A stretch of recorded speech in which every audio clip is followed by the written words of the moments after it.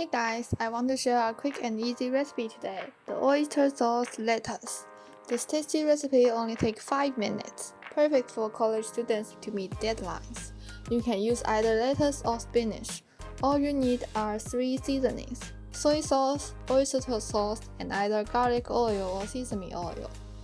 First of all, boil water in an electric kettle. Then cut the lettuce. After that, wash each leaf thoroughly, no slacking.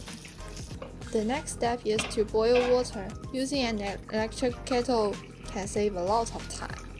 When the water is boiling and bubbling, add the clean lettuce to the pot.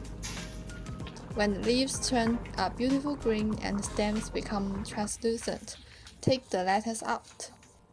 Make sure to drain any excess water after taking out the lettuce. To make the sauce, mix 2 to 3 spoons of soy sauce, 1 spoon of oyster sauce, and half spoon of sesame oil. Finally, mix the sauce well with the lettuce.